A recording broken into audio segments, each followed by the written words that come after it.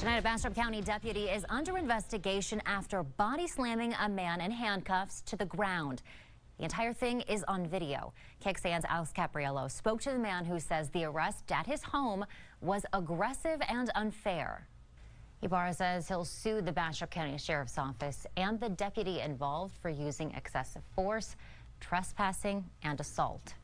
We checked with a local defense attorney for perspective on the case.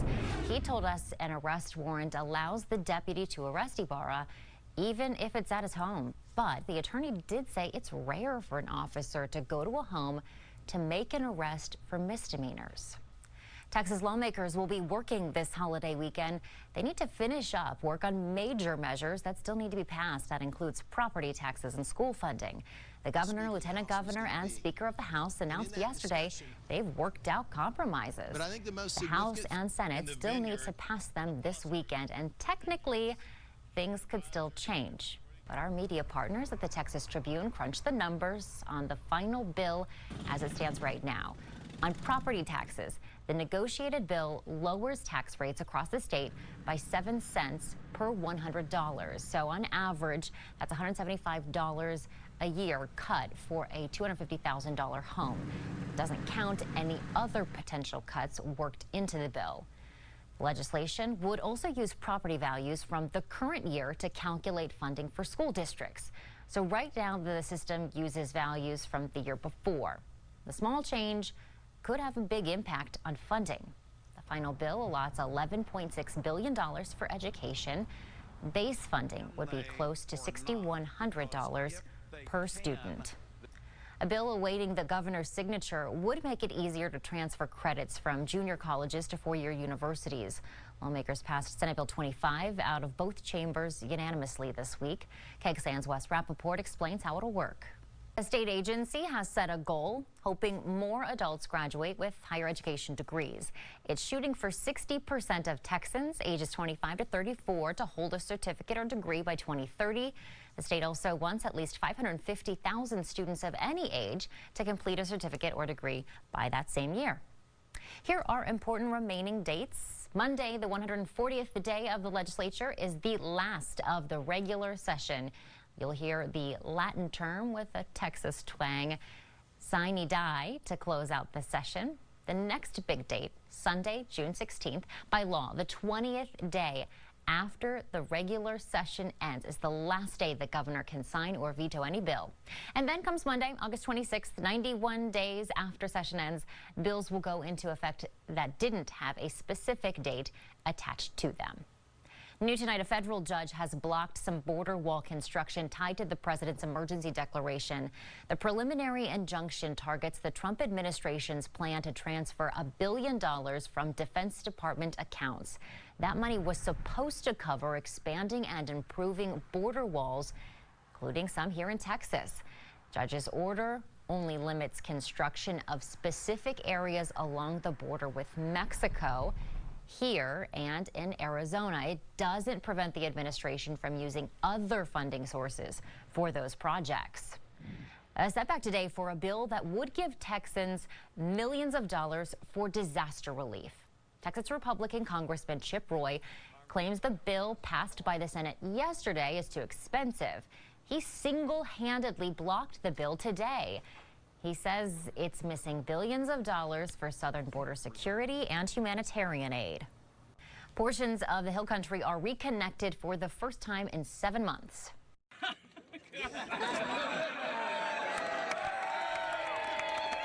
Traffic is flowing once again tonight across Lake LBJ and Kingsland. Today, local, state, and federal leaders were at a ribbon-cutting ceremony for the new RM 2900 bridge. The bridge was destroyed during flooding last October. It cost $17 million to replace it. Reps with the Department of Transportation say it's capable of withstanding future flooding. Police are looking for a former San Marcos High School teacher after a report he had an inappropriate relationship with a student. San Marcos police say last year a student came forward accusing 34-year-old David Guerrero of sexually assaulting her in 2008. Guerrero was an English teacher and assistant coach for the girls' soccer team.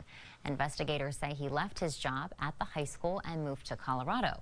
San Marcos police think that there could be other victims. A letter given to a teacher after a sex ed class leads to an arrest. Pflugerville police say a 13-year-old girl let her teacher know she had been sexually abused. Police arrested 46-year-old Daniel Ayala. Teenager says that she was abused between 1st and 5th grades, and it stopped as she got older.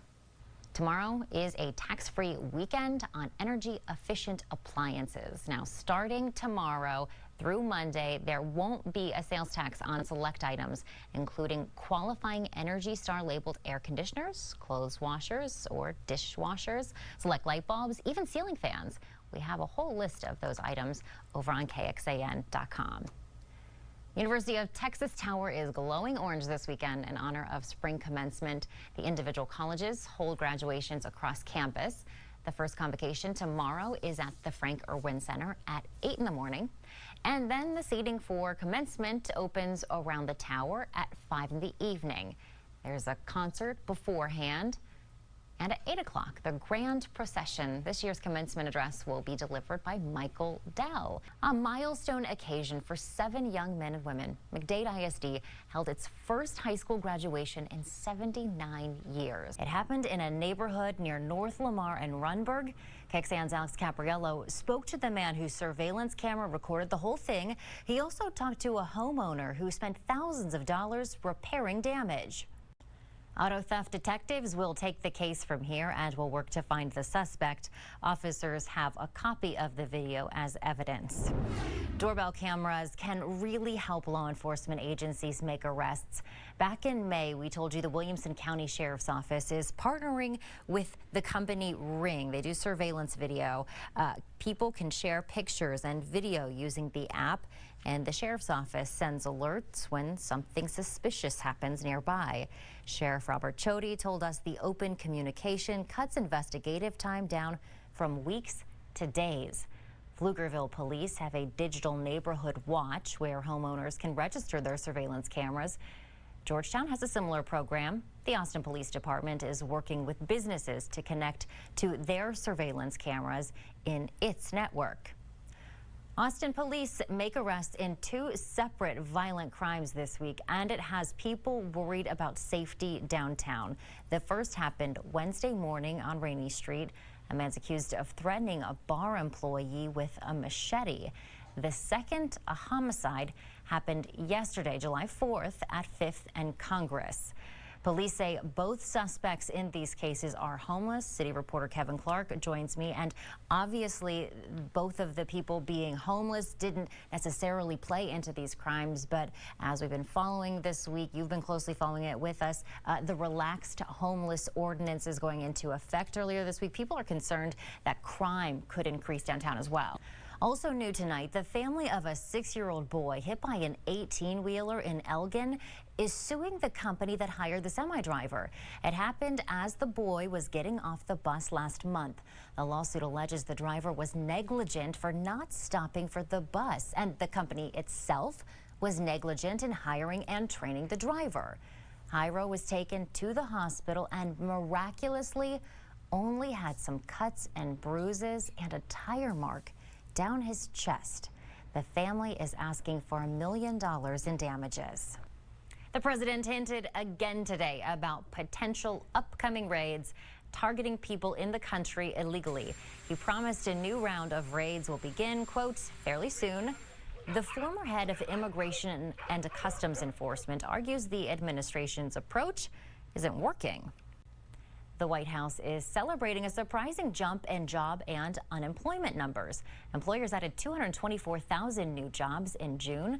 The robust hiring pace has brought Americans off the sidelines and into the workforce at the highest rate since 1969. But the unemployment rate is up slightly to 3.7%. Democratic presidential candidates made a stop in Houston tonight for the National Education Association Forum. Here are some of the highlights. Pets spooked by 4th of July fireworks are ending up at animal shelters throughout Central Texas. A representative with the Austin Animal Center told us today that they expect to take in more than 100 animals by closing time. Kennels also started filling up overnight at the Williamson County Regional Animal Shelter. Shelter workers say owners looking for missing pets should always check public intake shelters first. Some Texas State University professors are working with the state health department to provide on-demand information about the state's nutrition program. They're working on a chatbot for Texas WIC, which serves women, infants, and children. KXAN's Steffi Lee shows us what inspired the idea. The almost $500,000 federal grant is from the U.S. Department of Agriculture.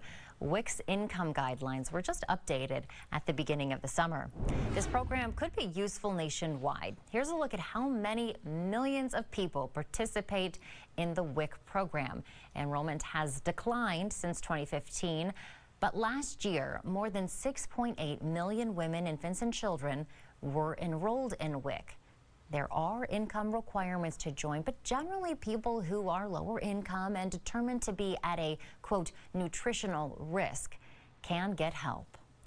A popular spot for festivals and events in East Austin is now officially a recognized historic place. Fiesta Gardens was recently listed in the National Register of Historic Places. It opened in 1966 as a tourist attraction. It's been in continuous use since then.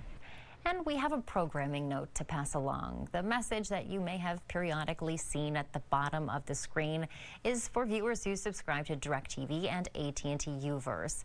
Late Wednesday night, the satellite provider stopped carrying KXAN and one of our other stations, KBVO. That's because it hasn't reached an agreement to continue doing business with our owner, Nexstar Broadcasting Group.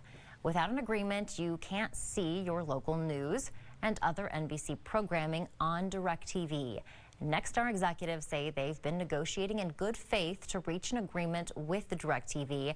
That includes offering the same rates offered to other distributors. Customers affected are encouraged to contact DirecTV and AT&T UVerse.